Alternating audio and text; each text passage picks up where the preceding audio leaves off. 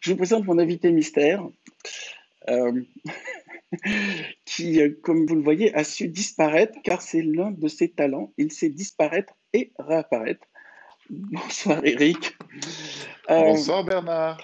pour cette première, où il va y avoir une suite de petites choses à régler, je me suis dit, le seul mec vraiment sympa qui est capable d'encaisser des problèmes technologiques à n'en plus finir, c'est toi. Je pense que durant les tournages des émissions, tu dois aussi savoir gérer ça.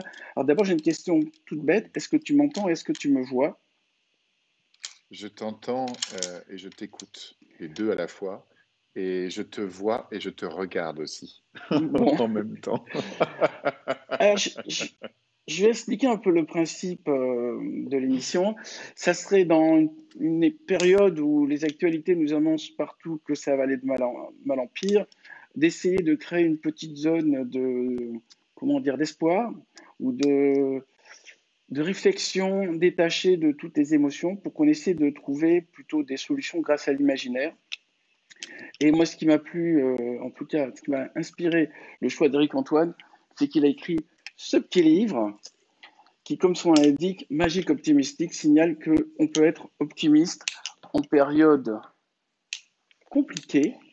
Et j'ai tout de suite J'ai envie. complètement changé d'avis, hein, je te le dis tout de suite.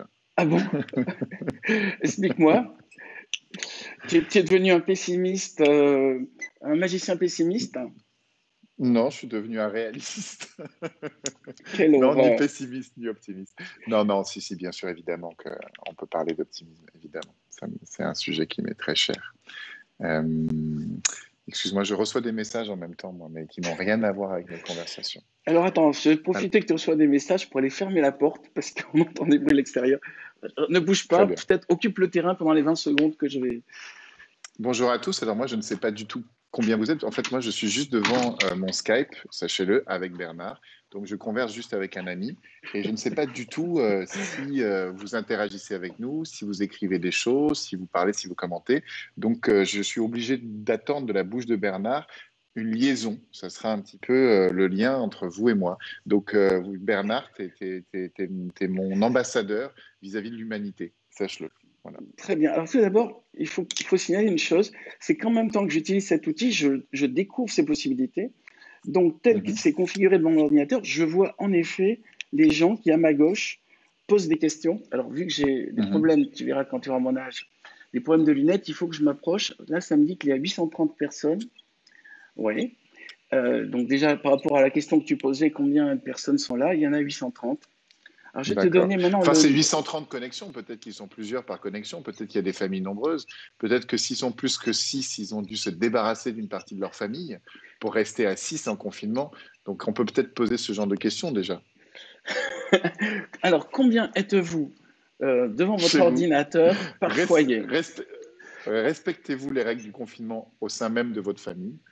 Et bon, en tout cas, ravi d'être avec vous tous. Je ne sais pas qui vous êtes. Bernard le sait puisqu'il vous voit, Ah ouais, ouais. Alors il voit vos je noms vais et te tout ça. faire la liste Mm. exacte des 830. Alors tout d'abord, tu as Herman Sylvain, tu as Corinne Schneider, tu as Nicolas Metz, tu as Flo Boulet et Nymphéa qui sont parmi les stars évidemment de ce show. Nymphéa. Nymphéa, Nymphéa Féa. Tu as Patrick Nymphéa Féa. Borkowski, Estelle Non, mais Albouvette, attends, arrêtons-nous juste un instant sur Nymphéa Féa. Nymphéa mais elle a disparu Féa. déjà. Parce que. Je te félicite. Juste, elle a disparu dans le déroulé, mais elle est Attends, encore là. attends, il y Donc, a Amélie Nymphéa Andrieux Féa, qui demande comment mettre de la magie dans le quotidien, Monsieur Éric Antoine. c'est une très bonne idée. J'essaye de faire ça tous les jours. Donc, tu vois, ça répond. J'espère y arriver de temps en temps. Bon, alors, tu sais quoi, commençons. Parlons un petit peu de ton sujet. C'est comment être optimiste aujourd'hui, comment essayer de construire un futur meilleur malgré cette période qui est peu radieuse. Euh, il y a plusieurs choses qui m'interpellent toujours en tant qu'optimiste, c'est de regarder la réalité par des biais différents. Et il y a, par exemple, une chose qui est très importante pour moi en tant qu'escroc et en tant que magicien, c'est la notion du signal fort et du signal faible. Le magicien, on le sait très bien, par exemple, je vais vous faire un petit tour de magie vite fait, comme ça va encore J'osais mieux pas te le illustrer j'osais pas te demander. ce que je vais vous Attends, dire. je peux Tu voir vois, par ton exemple, t-shirt? Je peux voir ton t-shirt juste? Waouh. Ok, c'est bon, vas-y, fais le ton c'est- tour. ouais, j'adore ce t-shirt parce que c'est la Joconde et évidemment de Pulp Fiction et donc Vincent Vega, enfin le personnage de Vincent Vega dans Pulp Fiction, et je trouve la culture plus la Renaissance, je trouve ça assez intéressant. Par exemple, tiens, je vais prendre, là vraiment, je ne pensais pas faire de la magie, mais je vous le fais quand Je même. voulais Écoute, surtout je pas te m'éloigne. demander de faire un tour de magie, mais là, si tu y Non, vas mais de c'est intéressant toi-même, parce que en fait, ça illustre vraiment ce que je vais vous raconter. Ce bouchon-là, je vais le faire disparaître. Et je vais le faire disparaître à l'aide de ce stylo qui est ici. Et donc, vous vous concentrez ici sur le bouchon, que je vous montre bien. Je ferme le point, je mets là, comme ça je reste bien au milieu de l'écran. On ne peut rien voir tout autour. Je vais le faire disparaître à 3. 1, 2, 3. Et là, c'est le stylo qui a disparu et le bouchon est toujours là. Pourquoi? Parce que bravo. vous aviez votre attention attirée vers le bouchon. Et en fait, le stylo, j'ai juste eu à le déposer ici pendant que vous regardiez le bouchon. Maintenant, je recommence. 1, 2, 3. Et cette fois-ci, c'est le bouchon qui a disparu. Pourquoi? Parce que pendant que vous regardiez ici, j'avais tout le temps pour me débarrasser du bouchon. Et ça, c'est une technique qui s'appelle une technique de misdirection en magie et qui est basée sur un principe, c'est que on ne regarde que des signaux forts, on ne regarde que le spectaculaire, et donc tous les petits signaux de la vie nous échappent complètement. Donc, et on peut le retrouver dans la vie, on regarde les informations et on regarde les drames, et les drames deviennent le principe de notre réalité, alors qu'en réalité, la réalité, ça fait beaucoup de mots réalité, la réalité est beaucoup plus vaste que ça, elle est remplie de milliards de stimuli, de milliards d'informations, de milliards d'événements qui nous échappent complètement. Et donc, être optimiste, c'est déjà commencer à croire que il y a d'autres signaux que les signaux catastrophiques et à commencer à les regarder et à commencer à se dire, bah, tiens, est-ce que peut-être le rire de mon fils, il est aussi important que la news catastrophique sur la pandémie qui est en train de dépasser nos hôpitaux. Est-ce que la main sur l'épaule d'un ami qui me donne un coup de main pour m'en sortir parce qu'il n'y a plus de théâtre, les théâtres sont en train de fermer, etc., n'est pas aussi importante finalement qu'une mauvaise gestion. Et donc, c'est de remettre à son juste niveau tous les signaux du monde et d'essayer de trouver du souffle, de trouver de l'inspiration dans tous ces gestes du quotidien qui sont des gestes d'amour, des gestes d'amitié, des gestes de générosité, des gestes de l'humain et puis aussi du monde finalement, de la nature, des animaux, du monde, des biosphères qui nous entourent et qui quand même, elles, sont très généreuses avec nous et font attention à nous. Donc ça, c'est un regard biaisé du magicien, c'est regarder déjà ce que les autres ne regardent pas. Regardez, en fait, quand moi je fais un grand mouvement, ben, le petit mouvement disparaît. Et c'est le principe même, le mot prestidigitation, qui est une escroquerie en tant que telle. Prestidigite, ça vient de presti, presto, la rapidité, digite des doigts. Et en fait, c'est déjà une arnaque, ce mot, parce que prestidigitation, nous les magiciens, on sait très bien qu'un mouvement rapide cache un mouvement lent. Là, par exemple, quand j'ai fait disparaître le stylo, et en fait, mon mouvement de bras était beaucoup plus important que le mouvement qui m'a permis de faire disparaître le bouchon. Et ça, c'est terrible parce que nous, les humains, nous ne voyons que les grands signaux, nous ne voyons que les signaux forts, nous ne voyons que les grands mouvements, nous ne voyons que le spectaculaire, et ça devient notre réalité, et tout nous échappe. Les mouvements lents nous échappent. Les mouvements lents de la société, par exemple, malheureusement, c'est en train de changer, mais l'extrême pauvreté, les 40 dernières années, a été divisée par deux. Donc les gens qui vivaient sous le seuil d'extrême pauvreté, par exemple, en 1800, il n'y avait que 9% de la population mondiale, on était 1 milliard, il n'y avait que 9% de la population mondiale qui vivait au-dessus du seuil de pauvreté. Aujourd'hui, il y a 7% qui vivent en dessous. Donc, c'est-à-dire 93% qui vivent au-dessus. Et donc, cette courbe de disparition de l'extrême pauvreté, elle est gigantesque. Sauf que, malheureusement, depuis 4-5 ans, on se rend compte que cette courbe est à la baisse. L'extrême pauvreté est en train de revenir. Et malheureusement, la pandémie est un facteur aggravant à l'apparition de l'extrême pauvreté. C'est-à-dire, c'est ça qui est difficile. C'est-à-dire que quand tu es français, bah, tu dis le pays va de plus en plus mal, mais quand tu es un un Indien et un Chinois et que tu viens de rentrer dans la classe moyenne et que tu fais partie des 400 millions de personnes qui sont sorties de l'extrême pauvreté pour entrer dans une classe moyenne où ils ont de quoi manger, de quoi se nourrir, de quoi éduquer leurs enfants, bah, le monde va mieux. Donc il y a aussi, voilà, c'est ouvrir son regard, c'est ça, c'est la première étape, je trouve. Quand, Premier quand vol un poteau. quand j'étais à l'école de journalisme, on nous disait le journal des bonnes nouvelles n'intéresse personne. Et Oui, c'est en vrai. fait, le système le système fonctionne sur l'émotion, et l'émotion principale qu'on a, qui au fond de nous, c'est notre cerveau reptilien, c'est la peur. La peur. Donc, ce qui va faire qu'un personnage va gagner les élections, c'est pas l'enthousiasme, c'est la peur.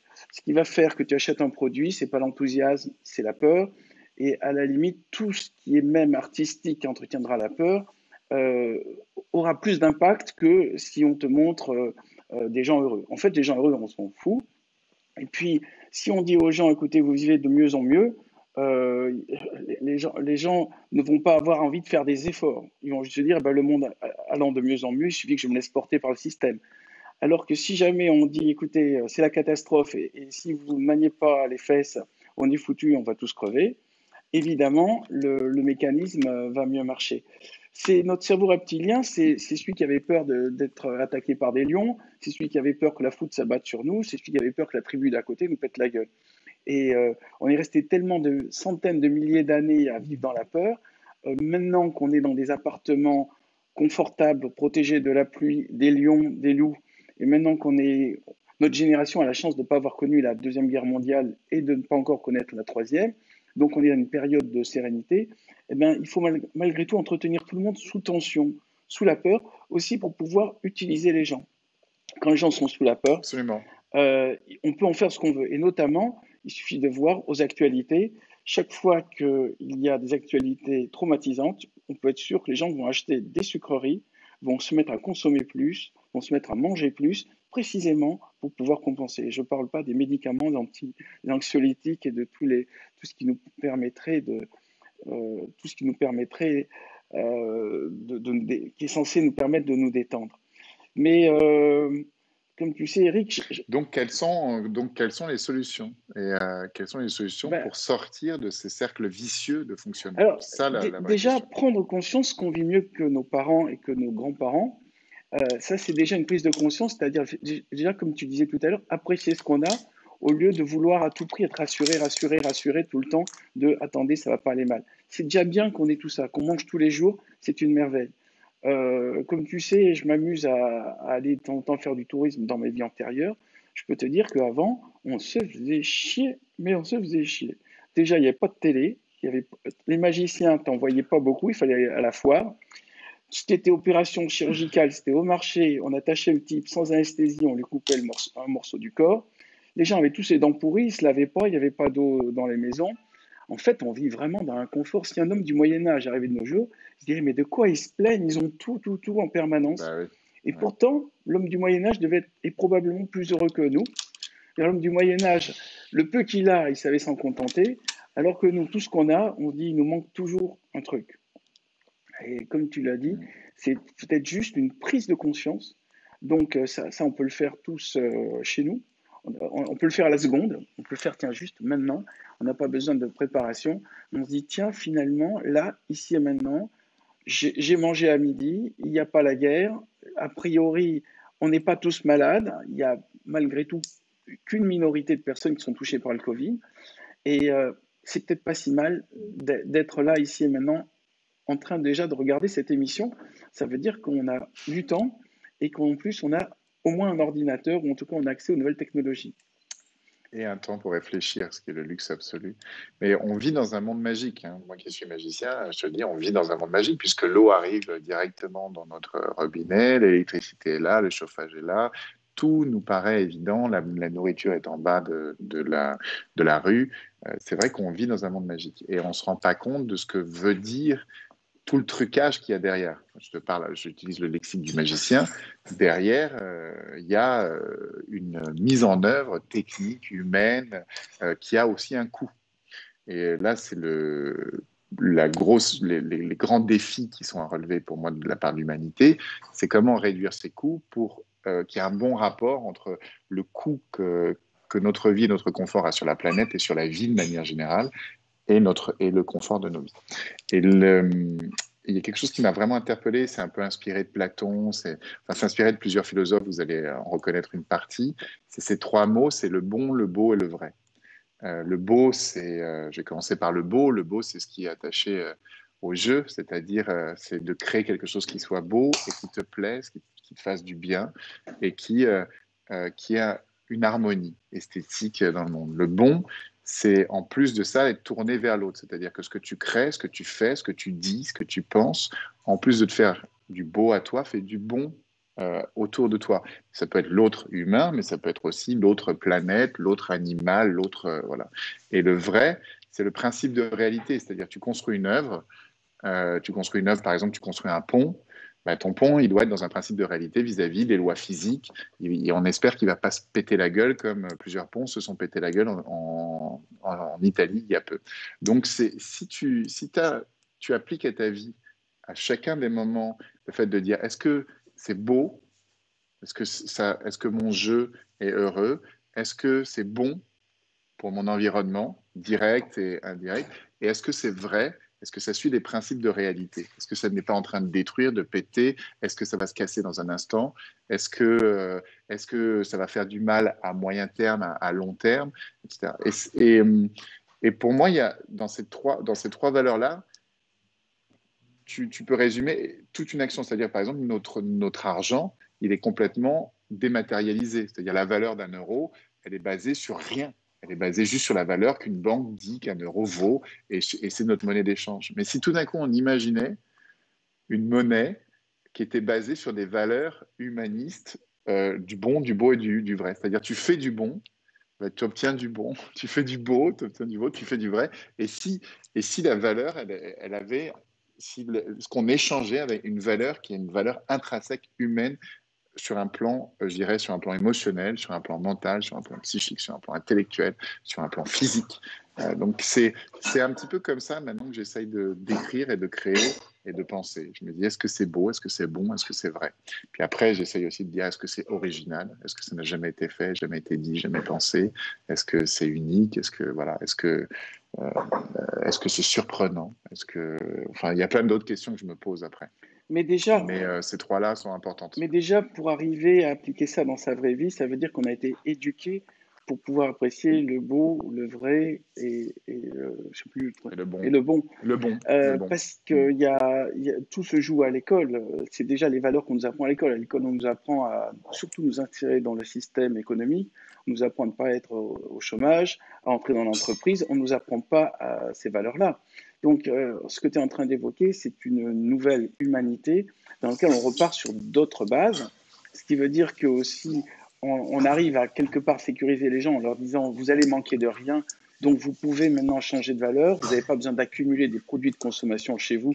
C'est pas ça qui va vous rendre heureux. Par contre, si vous commencez à avoir une éthique ou en tout cas une forme de spiritualité, vous allez trouver une autre forme de bonheur. Mais ça, pour l'instant, c'est pas ce qui est enseigné le plus dans le monde. Mais tu parles de la chose qui me touche le plus, c'est-à-dire je me demande toujours si les enfants que je fréquente quand je fais mes spectacles sont heureux de passer un moment avec moi, et je me demande surtout si l'enfant que j'ai été serait fier, heureux, s'amuserait de passer un moment avec l'adulte que je suis devenu. Et quand je pense à l'école, pour moi, était un vrai traumatisme. C'est-à-dire que quand j'étais gamin, à l'âge de 7 ans, j'ai reçu un carnet scolaire où il y avait écrit très bon élève, mais complètement antiscolaire. Mais qu'est-ce que ça veut dire antiscolaire? Et en fait, ma mère m'a expliqué plus tard, elle m'a dit, mais c'est parce qu'en fait, tu répondais à toutes les questions, mais jamais avec la méthode qu'il t'avait proposée. Tu trouvais ta propre méthode pour répondre. Et l'école, à un moment, je me suis senti débile à l'école, mais vraiment débile. C'est-à-dire que j'ai redoublé une classe en sixième et je me suis senti bête. Il m'a fallu des années pour me déconstruire et déconstruire cette image que m'avait imposée l'école qui est tu n'es pas intelligent, tu n'es pas malin, tu vois, etc. Et puis, évidemment, des années plus tard, ben, j'ai fait psychanalyse, tout ça, et puis j'ai fait des tests, je me suis rendu compte que j'étais au potentiel, et puis finalement, mon métier a été un succès important. Et c'est vrai que ces moules scolaires sont des moules qui ont tendance à détruire tous les extrêmes, ceux qui ne sont pas dans des normes. Et donc, l'école normalise. Et à mon avis, à l'école, il y a des soucis énormes. Par exemple, on n'apprend pas les valeurs du bon, du beau, du vrai, donc de faire du bien à l'autre, c'est quand même un truc qu'on devrait apprendre, mais on n'apprend pas non plus à aimer. On n'apprend pas les choses qui nous font le plus souffrir toute nos vies. C'est l'amour. C'est une des choses qui nous fait le plus courir, souffrir, bouger, construire, détruire, crier, tuer. C'est l'amour. Personne à l'école, à un moment, te dit qu'est-ce que c'est aimer, qu'est-ce que c'est se marier, qu'est-ce que c'est faire un enfant, qu'est-ce que c'est tout ça c'est la base même de notre humanité. On n'apprend pas ce genre de choses. On n'apprend pas que la différence est notre richesse. On n'apprend pas qu'à un problème, il n'y a pas une solution. Il y a plusieurs solutions au même problème. Et c'est un vrai questionnement artistique que beaucoup d'artistes se posent quand ils remettent en question le modèle dans lequel ils sont malheureux et qu'ils commencent à créer leur propre modèle de société et de monde. Donc c'est vrai que l'école J'ai est le sujet.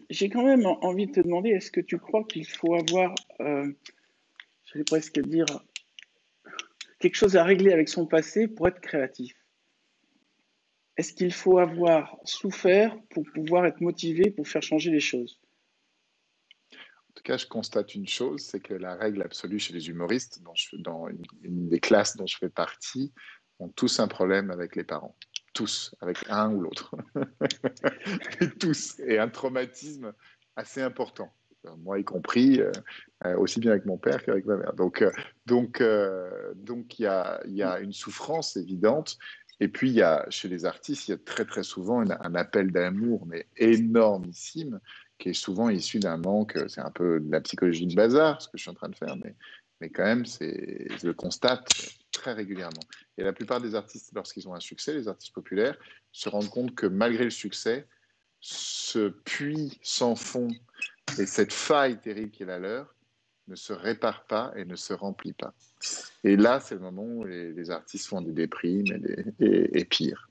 Et ça, je le constate aussi malheureusement extrêmement souvent. Et souvent, ils pètent des plombs, ils deviennent extrêmement égotiques parce qu'ils se rendent compte que ça ne sert à rien. Que malgré le succès, malgré l'amour décuplé, des milliers de personnes qui viennent les voir, qui achètent leurs livres, qui leur disent qu'ils sont merveilleux, ben, ça ne change pas leur mal-être. Et ça, c'est un vrai, vrai problème pour beaucoup d'artistes. Ça me fait penser à un livre qui s'appelle Notre besoin de rassurement est incommensurable. C'est un livre d'un Norvégien. T'as entendu parler de ça, non? Et c'est un livre norvégien. C'est un tout petit livre. Il doit faire 60 pages. Et à la fin, où il a expliqué que quoi qu'il arrive, de toute façon, il ne pourra jamais être rassuré. Ben, il s'est suicidé.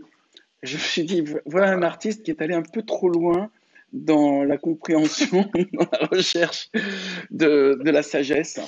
Il y a un moment quand même, au-delà de toutes les douleurs, tous les problèmes avec les parents, il faut se dire, voilà, c'est mes cartes. Maintenant, il faut que je joue la partie avec ces cartes. C'est pour ça que j'ai tendance à dire, quels que soient nos parents, eh ben, c'est des parents qui vont convenir. Et il faut déjà leur pardonner, quoi qu'ils aient fait, et se pardonner à soi de ne pas leur avoir pardonné plus tôt. En tout cas, c'est un des messages que j'ai d'abord écrit dans l'Empire des Anges, et après, je l'ai compris par la suite. En fait, nos parents, c'est comme dans un jeu de poker, tu ne peux pas réclamer d'avoir quatre as, d'être le fils d'un royaume, d'être riche, d'être beau, d'avoir tous les talents. Il y a un moment, tu as forcément des cartes qui sont arrivées comme ça. Et moi, je pense toujours à Charlie Chaplin, qui est parti, selon moi, avec les pires cartes. Il avait une mère schizophrène, alcoolique, son père l'avait abandonné, sa mère, elle était à l'asile de fous et l'a éduqué dans la rue. Et le type, il termine à VV dans une maison extraordinaire avec une dizaine d'enfants, une femme un peu trop jeune pour lui, je crois qu'elle avait 40 ans de moins que lui. Et, surtout un type reconnu dans le monde entier comme l'un des esprits les plus brillants de son époque. Et si Charlie Chaplin arrive à réussir, ça veut dire qu'il y a toujours un chemin. Et l'un des grands dangers est de rentrer dans la plainte. C'est vrai que moi aussi, je connais des humoristes qui sont parfois très tristes et qu'il faut tout le temps rassurer. Et d'ailleurs, c'est souvent les plus drôles. C'est-à-dire quand ils sont vraiment désespérés, ça rend très très bien à l'écran. Et il vaut mieux par moment ne pas les connaître dans le privé. Mais c'est grâce à ça aussi qu'ils ont émergé. Sinon, ils auraient peut-être des vies banales et inintéressantes. Mais moi, je Et crois que toi, tu toutes les trouves vies que sont chez les parfaites. auteurs aussi, tu trouves aussi chez les auteurs, il y a un besoin de souffrance absolue pour faire un succès chez un auteur? Alors, j'entends beaucoup ce raisonnement-là. Et personnellement, moi, je crie dans la joie et je m'amuse. Pour moi, écrire est une forme de capacité avec mon imaginaire à me faire plaisir. Donc, même sur une île déserte, tout seul, sans lecteur et sans éditeur, j'écrirai parce que c'est ça qui m'amuse. Comme une abeille fait du miel, sans se demander est-ce que ça va être vendu sur le marché. Je pense que toi aussi, tu prends un plaisir à créer au-delà de tout le marché. Et c'est ce qui fait que, je crois que c'est ce qui fait les vrais artistes. C'est ceux qui ne font pas ça que pour la célébrité et la richesse, mais qui le font parce que c'est naturel. Non? Non, mais oui, mais c'est-à-dire il y a deux choses. C'est-à-dire que si tu me dis tu m'envoies sur une île déserte, de quoi j'ai besoin? Tu feras rire Je les dis j'ai singes, besoin de moins d'un, tu leur feras des tours de de moins magie. un, non mais au moins un spectateur parce que sinon la magie n'existe pas, quoi. Mais c'est pas dans une envie d'être connu ou dans une envie d'un succès ou dans une envie de richesse. Moi, mon envie artistique, elle est une envie de créateur. Elle a envie de créer des œuvres et de créer des émotions et des moments que les gens vont apprécier, avec lesquels ils vont vibrer, qui va switcher des petites choses chez eux, des micro-mouvements qui vont tout d'un coup dire, mais j'ai toujours un sous-titre que j'avais dans mes premiers spectacles, que je me notais intérieurement, c'était orgasme festif. Je me disais, il faut que les gens sortent de mes spectacles avec une envie de fêter la vie. Et que si je convainc les gens de ça, j'ai rempli mon contrat et ma mission ici. Et donc, c'est ça ma mission. Je suis ravi de le faire à des milliers, voire des millions de personnes. Je suis très content. C'est génial. Voilà, mon appart est plus grand et c'est génial. Mais c'est pas ça qui m'a rendu heureux. Ce qui me rend heureux, c'est déjà juste quand j'ai commencé à vivre de ce métier et à me dire, je ne peux faire que ça. Mais je crois que J'étais tellement heureux, la tellement heureux. Téléthon, excuse-moi. Qu'est-ce que tu Ah dis? non, non, je te laissais terminer, je disais Téléthon. Oui, ouais, c'était vraiment ça mon bonheur. Et puis ce que je trouvais très très beau, c'était les retours des premiers spectateurs. Les gens par exemple, dans mon premier spectacle, je faisais un sketch sur la mort et un de mes meilleurs amis qui était décédé, dont j'avais trouvé le cadavre, et je faisais voler une table volante avec des cendres de cet ami dedans et je jetais les cendres du mec décédé sur les gens. Et ce numéro, et il trouvait l'amour après la mort, puisque la femme qu'il aimait venait le visiter au cimetière et lui laissait des fleurs et tout. Et ce numéro qui est évidemment cette fin comme ça, ce couperet pour nous tous de la mort et ce rire qu'on a sur ça, je vois les retours de mes premiers spectateurs sur cette écriture-là, c'était ma joie, c'était beaucoup plus ma joie que mon compte en banque évidemment, qui d'ailleurs n'était pas très plein à l'époque.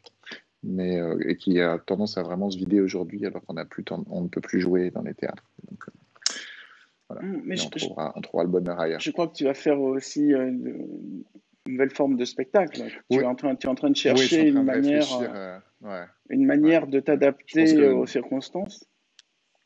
ouais, parce que ce qui est intéressant avec l'outil magique, c'est qu'il y a une interaction même au-delà des écrans.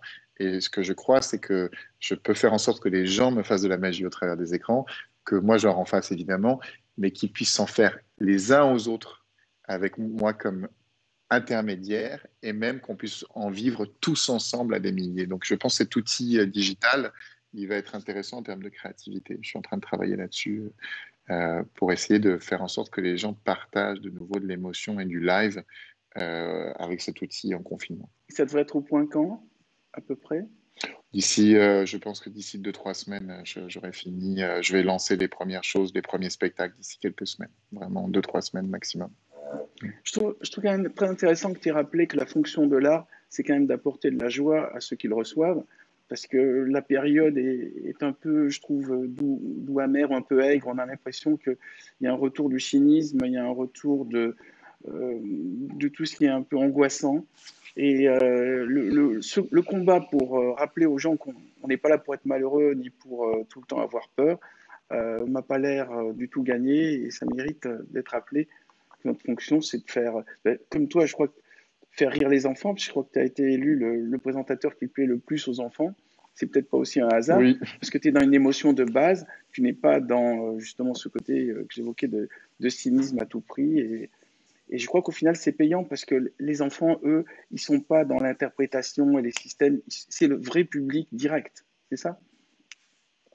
Bah, nous, on dit au théâtre, c'est le meilleur et le pire. C'est le meilleur parce que ils n'hésiteront pas une seconde à te faire sentir ce qu'ils sentent immédiatement, sans second degré, sans politesse, sans rien. Donc, tu sais vraiment, tu reconnais la qualité de ton travail dans les yeux d'un enfant dans une immédiateté totale. Et en même temps, c'est aussi le pire parce que l'enfant devient très vite un adolescent qui déteste tout ce qu'il a aimé quand il était enfant. Donc, c'est le public le plus versatile. Mais moi, j'aime bien écrire pour tous les âges. J'aime bien, justement, quand je transforme la Bible en Coran, le Coran en Torah, j'aime bien voir la réaction des adultes parce qu'il y a du sens. Et puis j'aime bien voir la réaction des enfants parce qu'il y a de la magie. Donc, c'est ça qui me plaît. J'aime bien faire une vanne où il y a 3 degrés et il y a une réaction, un prout, un truc très basique que les enfants vont adorer. Puis derrière, il y a une référence à Sade et une référence à Lacan. Et donc c'est ça qui est assez joyeux aussi dans l'écriture. Et c'est là où je trouve ma joie dans l'écriture. C'est quand tout d'un coup, je trouve, tu as raison, le plaisir de cette construction-là, de dire, oh, mais mon plaisir, en réalité, c'est d'imaginer la réaction que vont avoir les gens. Donc, et pour te dire la vérité, en écriture, je suis aussi très souvent dans la souffrance parce que je suis très souvent dans le doute. Là, je passe des heures et des heures à écrire seul. Et puis, il y a un moment, je suis en train de remettre en question tout ce que je viens d'écrire et j'ai besoin de piliers, j'ai besoin de baromètres que sont mes proches, que sont mes collaborateurs pour leur dire, voilà ce que j'ai écrit aujourd'hui, voilà ce que j'ai écrit cette semaine, qu'est-ce que vous en pensez, leur retour, les écouter pour écrire seul, pour moi, c'est une torture. Absolument. J'ai vraiment besoin de l'autre et de la discussion. Oui, c'est marrant parce que, en fait, quand tu es sur scène, tu as plein d'autres autour de toi. Et quand tu écris, tu es seul. Et c'est marrant parce que moi, quand j'écris, je suis très content, mais tout seul, en fait. Mais quand je suis sur scène, je m'aperçois qu'il y a une dimension qui manquait. Et je saisis le plaisir que tu dois avoir. Tu as la chance d'avoir des très vastes auditoires. Moi, j'ai une petite salle de 200 qui déjà m'apporte du plaisir aux trois beautés. Mais Je toi, t'ai vu, je t'ai vu mais toi, à plusieurs mais reprises toi, sur tu as les des scènes. salles de milliers de personnes. Et je pense que l'égrégore, l'énergie que dégage une salle de 1000 personnes, ça doit faire un truc au cœur terrible. Et je pense même que ça va être une drogue. C'est pour ça que certains, ça leur monte à la tête. Parce qu'après, quand ça s'arrête, ils se retrouvent perdus. Donc, il est important d'essayer de fonctionner sur deux modes, le mode perso et le mode collectif. Et, et ça, je crois que ça fait partie de nos recherches communes. C'est essayer Ouais, de se mais trouver et de trouver les autres.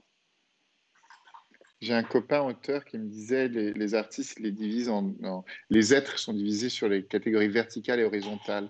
Il y a des hyper verticaux et des hyper horizontaux et la société malheureusement va de plus en plus vers l'horizontale, ce qui fait qu'il y a de moins en moins de verticalité, il y a de moins en moins d'inspiration et de gens inspirants. Et il me disait que le drame, selon lui, des auteurs aujourd'hui, c'est qu'il manque terriblement de verticalité, de bonheur avec eux-mêmes dans la solitude, que ce deviennent de plus en plus des bêtes de foire, de communication, et qu'ils ont besoin d'être de plus en plus dans l'échange avec les autres, sur les réseaux, à la télé, tout ça, pour vendre des livres, et que c'est tout un temps perdu pour la création de leur œuvre personnelle. Et bon, c'était son point de vue, mais ça m'a intéressé, cette notion de verticalité et d'horizontalité. Je ne partage pas ce point de vue, mais je partage ces deux notions-là, c'est-à-dire ce moment où on est à, à quel point parfois l'hyper-horizontalité de cette société nous empêche de connecter avec notre verticalité. Le fait d'être, moi qui suis un performeur, je pense que je suis d'abord un performeur puis un auteur, euh, euh, d'être un performeur et d'avoir cette envie de partager, d'être avec les autres, d'échanger et d'en avoir terriblement besoin par moment, dans des périodes comme celles qu'on vit, bah, c'est difficile parce que ma verticalité a tendance à me faire de plus en plus souffrir parce qu'elle devient une obligation. Et l'équilibre entre vertical et horizontal ne se fait plus. Donc ça, c'est pour ça qu'à un moment avec toi aujourd'hui, c'est sympa, ça fait du bien de parler à un copain. Mais moi, je suis fan des magiciens. Je trouve que vous êtes des artistes C'est ça. absolus et je considère qu'un bon roman, c'est un tour de magie. Et d'ailleurs, j'utilise dans mes masterclass, je leur dis, regardez les tours de magie. C'est exactement ce que tu as dit tout à l'heure, c'est le principe de la diversion. À savoir que tu mets une fausse piste et après, hop, au dernier moment, tu ressors le lapin du chapeau. Et ça, cette politesse-là, qui est de divertir puis de surprendre, je trouve que c'est la base même de ce métier. Et si on n'arrive pas à surprendre, ben, il faut faire autre chose. Si on n'est pas capable de désappointer un peu le public, il faut laisser tomber. Et moi, je me rappelle sur le troisième de Nous les dieux, qui était le mystère des dieux, j'arrivais pas à sortir parce que je bouclais juste mes histoires, mais j'avais pas le lapin qui sort du chapeau. Et il m'a fallu prendre un an de plus pour découvrir un mécanisme interactif avec le lecteur, qui est finalement la manière de traverser le livre pour pouvoir sortir de l'objet et toucher le lecteur. Mais je vais te poser une question. Je pense que tu as eu des maîtres en magie. Et pour toi, quel est le magicien qui, un peu comme ce que tu as dit, fait le mieux la relation entre la spiritualité, voire la philosophie, et le métier de magicien? Alors, je te dirais, j'ai eu un exemple qui n'était pas... ceux qui m'ont le plus inspiré, qui, eux, ont un point de vue, je trouve, social, politique et magique. Donc, on ne parle pas de spiritualité, on parle vraiment d'un point de vue... Ils s'intègrent vraiment dans la société. C'est un duo qui s'appelle Penn and Teller et qui est Oui, américain et qui m'ont inspiré énormément. Et Penn and Teller, ils sont capables de brûler le drapeau américain, qui est interdit par la loi, puis ensuite le reconstituer, de voir ce que ça raconte, d'imprimer sur une plaque en métal le Bill of Rights, donc la Déclaration des droits de l'homme américaine. Et à chaque fois qu'ils passent un portique de sécurité, donc ils rendent leur déclaration parce que c'est sur du métal, ils n'ont pas le droit de la poster. Donc ils sont capables de raconter quelque chose de politique et de social en faisant un tour de magie. Et ça, j'ai trouvé ça extrêmement fort, extrêmement inspirant quand je les ai vus. Et en même temps, ils sont capables de poésie. C'est-à-dire que des grands tours de Penn, de Teller, pardon, c'est une rose dont l'ombre est projetée sur un panneau blanc et l'ombre de son scalpel coupe l'ombre de la rose et ce qui se passe sur l'ombre réagit sur la matière. Et il est capable comme ça d'une poésie, euh, je dirais, hyper touchante et pourtant très minimaliste et tout d'un coup d'avoir un point de vue social. Donc eux m'ont inspiré comme aucun autre ne m'a inspiré. Euh, Après, j'ai été inspiré par Copperfield, dont on connaît qu'une seule petite partie du spectacle, du travail en France, qui est un inventeur, qui a vraiment créé une écriture magique de show. C'est-à-dire, il était capable d'avoir un rire, puis un autre rire, puis un effet magique très fort, puis un autre rire. Et il y avait vraiment quelque chose de très américain dans cette écriture qui m'a vraiment beaucoup interpellé. Et, euh, et en France, il y a un homme que j'aime beaucoup qui s'appelle Gaëtan Bloom. Gaëtan Bloom, qui est un comédien là-bas, qui jouait dans les Soudoués, qui est un comédien et un magicien et un vrai inventeur. Il faisait des trucs complètement délirants. Il faisait disparaître une petite balle d'un chapeau énorme à arriver dans un autre chapeau. Et il enlevait tout. Et dessous, sous ces chapeaux, il y avait des trous. Et il y avait un train qui amenait la balle à une pelleteuse, qui amenait la balle à une grue. Et donc, il expliquait les trucs. C'était complètement absurde. Et ça me plaisait beaucoup. Les mécanismes du monde, les mécanismes secrets expliqués sans vraiment les expliquer. Et c'est des modes d'écriture qui m'ont beaucoup plu. Mais maintenant, là, on parle de magiciens prestidigitateurs, c'est-à-dire de gens qui utilisent un trucage, qui utilisent un secret. Et le secret, c'est pas la même chose que le mystère, c'est pas la même chose que la magie. La magie, c'est autre chose. Pour moi, la magie, mes maîtres de magie ne sont pas des illusionnistes, ne sont pas des prestidigitateurs. Mes maîtres de magie sont parfois un auteur, sont parfois un philosophe, sont parfois un saint, un religieux. Donc, je trouve que, ou parfois juste la vie. Je crois qu'on a déjà parlé de synchronicité tous les deux. Et la synchronicité, je suis très touché par ça. C'est deux actions. Donc, c'est Jung, pardon, qui définit ça, qui dit c'est que peut-être que l'être humain amène à lui des événements qui vont déclencher sa guérison ou qui vont lui permettre d'avancer spirituellement. Et il raconte ça dans un de ses livres, sur un cas d'une patiente qui rêve un scarabée doré qui correspond en fait à un traumatisme de son enfance. Et le jour où la première fois elle en parle, la fenêtre du cabinet de Jung est ouverte et le scarabée rentre et se pose sur la patiente. qui déclenche chez elle une émotion, quasiment une crise d'hystérie, et qui est le démarrage de sa guérison et de sa thérapie. Et il fait une petite recherche entomologique, il se demande si ces scarabées existent dans sa région. Il se rend compte qu'il n'y a aucune trace de ces scarabées à plusieurs milliers de kilomètres de sa région. Donc, il dit, mais comment c'est possible que ce truc soit arrivé là? Et il définit la synchronicité comme un hasard mathématique, statistique qui arrive et qui va déclencher chez quelqu'un du sens. Moi, il m'est arrivé plein de choses dans la vie de cet ordre-là, de l'ordre et qui ont déclenché du sens. Au moment de la première fois, j'étais sur la tombe de ma maman qui s'appelait Françoise, en 2009.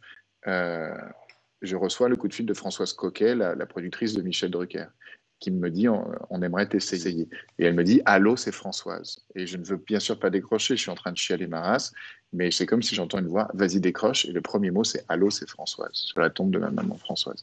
Donc tout d'un coup, il y a des synchronicités comme ça, mais tu sais que tu penses à quelqu'un que tu aimes, et puis la personne t'appelle. Et tu dis ah, c'est génial. C'est la femme de ma vie. Et puis, 20 ans plus tard, tu te rends compte que non. Mais, mais, mais, en fait, on a plein de synchronicités comme ça, mais par exemple, sur le coup du téléphone, c'est statistique. Combien de fois par jour tu penses à la personne que tu aimes? À un moment, elle va t'appeler au moment où tu penses à elle. Combien de fois par jour tu penses à elle? Elle ne t'appelle pas. Combien de fois tu ne penses pas à elle et elle t'appelle quand même pour te saouler? Tu vois. Donc il y a aussi, ça c'est le point de vue du magicien qui me fait rire, c'est de la recherche du truc. Donc il y a des trucs, et c'est très rare qu'en tant que magicien, je me trouve truc. Et parfois, je ne fais pas appel à des magiciens, je fais appel à un physicien, je fais appel à un ingénieur, je fais appel à un mathématicien qui m'explique le truc, qui m'explique la technique. Je dis truc, mais ce n'est pas un truc, la technique, l'ingénierie, etc. Et donc c'est très difficile de croire à la magie quand tu es magicien. Très, très, très, très, très difficile. Et pourtant, je constate qu'il y a de l'extraordinaire autour de moi. Il y a de la synchronicité, il y a des signaux faibles qui sont intéressants. Et ça, cette magie-là, je dirais que mon maître de cette magie-là, c'est la vie. Voilà. Je lis les messages en même temps parce qu'il y a plein de messages qui tombent.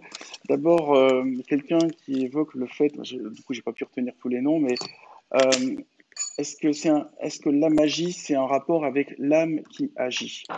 Je me demande, je ne sais plus qui. Mais qu'est-ce que tu en penses? Est-ce que c'est un pur jeu de mots ou est-ce que C'est c'est le langage joli, des oiseaux? c'est un peu, bah oui, c'est un peu le langage des oiseaux. Ça fait partie du langage. C'est une vraie traduction en langage des oiseaux, la magie. Oui, absolument. Bon, et alors, Oui, donc moi j'ai toujours trouvé ce jeu de mots assez joli. Ça fait des années que j'avais trouvé ce jeu de mots, mais que d'autres avaient déjà trouvé avant moi, etc. Donc, mais oui, je trouve que c'est joli, ouais. Très joli. et là, je vois Merci de me l'avoir rappelé. dans les messages, il y a merci de parler de synchronicité. Nous adorons la synchronicité. La synchronicité, c'est notre truc. La vie est pleine de synchronicité. Je crois que le mot synchronicité, ça a l'air d'avoir fait tilt. Bah, écoute, c'est le thème de mon spectacle digital. Je suis en train de travailler là-dessus, sur le thème de mon spectacle digital, justement des synchronicités entre les gens, même s'ils sont éloignés, même s'ils ne sont pas ensemble. Alors, écoute, en tout cas, ce que je vois dans les messages, c'est qu'ils ont fait des liens avec tous les magiciens que tu as cités. Donc, du coup, il n'y a plus Mm. qu'à cliquer dans les messages qui sont apparus. Là, on est 792. Je crois qu'à un moment, on était 900 et des poussières quand tu as commencé à parler de la beauté et tout ça. Euh, on va clore ce premier contact maintenant parce que je crois que tu as aussi beaucoup d'activités. Je te remercie d'avoir mis cette Ouais. petite parenthèse dans ta soirée du jeudi pour qu'on innove sur ce nouveau rendez-vous. Euh, Est-ce que juste, Avec plaisir, Bernard. j'ai deux questions à te Grand poser. plaisir. La première, qu'est-ce que tu as découvert comme série, comme film ou comme livre récemment qui t'a particulièrement inspiré? Alors, sur la synchronicité, il y a une série fantastique sur Netflix qui s'appelle Dirk Gently. Dirk comme Richard Dirk, D-I-R-C-K, et Gently comme doux, G-E-N-T-L-Y. Et c'est un détective holistique. C'est-à-dire, il ne suit aucune preuve, aucune trace, aucune déduction logique. Il se laisse juste porter par la synchronicité de la vie et par. C'est tellement drôle, complètement absurde, mais attention, c'est quand même assez violent. Donc, c'est pas à mettre entre les mains des enfants, mais moi, ça me fait beaucoup rire. Euh, il y a 2 ou 3 saisons, je ne sais plus. Et donc ça, si on parle de synchronicité, c'est ça. Les dernières choses qui m'ont touché, c'est dans ma quête de véganisme, dans les choses comme ça. C'est des documentaires aussi, par exemple, Cowspiracy, que je trouve vraiment très intéressant, qu'on peut trouver gratuitement sur YouTube, qu'on peut trouver aussi, je pense, sur Netflix, sur plusieurs plateformes. C'est comme les vaches, Cowspiracy, la conspiration autour finalement du carnivore. Et je le trouve hyper intéressant. J'ai vu ça il y a 2 ans et ça me parle encore aujourd'hui. C'est-à-dire les chiffres, ce que ça veut dire pour la planète. Je pense que, tu vois, s'il y a des solutions aujourd'hui pour la planète, si on devenait végétarien, si ne serait-ce on devenait que flexitarien, si on mangeait beaucoup moins de viande, si on faisait attention à ça, on sauverait la planète. Voilà, ça serait une solution. On devient végétarien, la planète est sauvée. Donc, Tu prêches un convaincu. c'est pas difficile. Pas difficile de sauver la planète. Déjà, il faut y aller doucement. La plupart des gens ont l'impression que soit tu es vegan, soit tu es carnivore. Il y a quand même des voies intermédiaires, c'est pas noir ou Non, blanc. On peut réduire sa consommation de viande, en manger 2 fois par semaine, ça te fait très bien. On n'a pas besoin d'en manger tous les soirs, le matin, midi, soir. De toute façon, c'est pas bon pour les reins. Mais là, on va entrer dans oui, c'est un autre débat. Alors, juste... déjà, si vous avez envie de rire, regardez Doug Gently. Et puis, qu'est-ce que j'ai vu de beau ces derniers temps? Je pleure tous les soirs en regardant This Is Us. Voilà. Ah ouais? This Is Us, c'est... Je suis pas arrivé à rentrer dedans. Ça vaut le coup de s'accrocher? Je ne sais pas, mais je pense que c'est très personnel. Je pense que chaque personnage, c'est une partie de moi. Donc, chaque série, je chiale ma race. Qu'est-ce qui m'a transporté? J'ai trouvé très intelligente une série qui s'appelle Le Prophète. Je crois que ça s'appelait Le Prophète. Le Messia. Messia, c'était assez intelligent parce qu'il y a encore beaucoup de choses, évidemment, du point de vue de l'illusion. Est-ce que ce Messie est un vrai Messie ou pas? Est-ce que c'est truqué? Est-ce que c'est construit?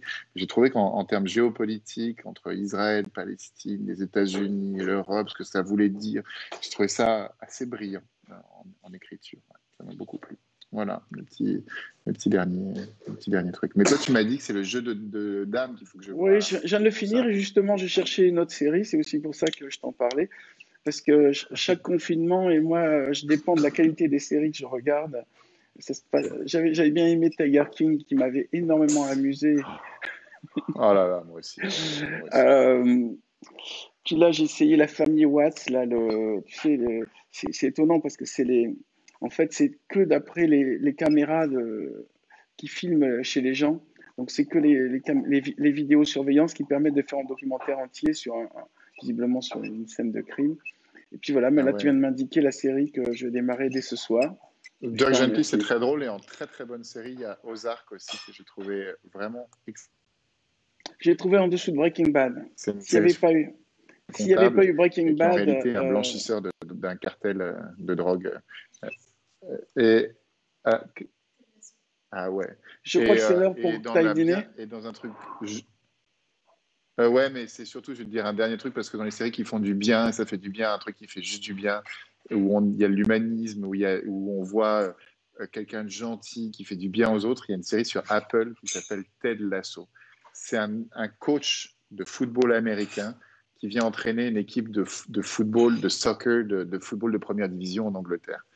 Et le choc des cultures entre l'anglais et lui, le choc de pensée entre cette Amérique un peu bien pensante avec le coaching et les Anglais, c'est délicieux. Il y a une galerie de personnages absolument délicieux. Je ris à chaque fois, je suis ému à chaque fois.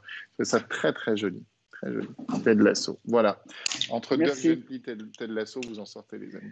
Alors, j'ai une dernière question. Qu'est-ce que tu vas manger ce soir? Parce que là, on est à l'heure où tout le monde va aller manger, juste par curiosité. Je vois une salade de concombres, de maïs, de tomates, un peu de coleslaw et un peu d'avocat. Et voilà. Ce soir, c'est léger. Merci de nous avoir confié tous tes secrets, y compris ce que tu vas manger ce soir. C'était la première du Cercle des Fourmis. Nous allons probablement nous retrouver jeudi prochain. Nous étions à peu près 800 à suivre cette émission. Elle va être en replay. Merci à vous d'avoir suivi. Je voulais aussi remercier David Gallet qui m'a fait le petit logo que vous voyez à droite et qui m'a fait le générique du début, le générique de fin ainsi que la musique. Et je voulais aussi remercier Juan Tamayo qui m'a aidé à régler plein de problèmes techniques qui font que sinon cette émission ne pourrait pas exister. Et surtout, merci à toi, Eric, Antoine, Merci Bernard. d'avoir été le premier à venir au Cercle des Fourmis. Merci mon ami, Bonsoir. merci pour ton intelligence et merci pour le bonheur que tu me donnes à chaque fois. Voilà. À bientôt, poteau. À bientôt.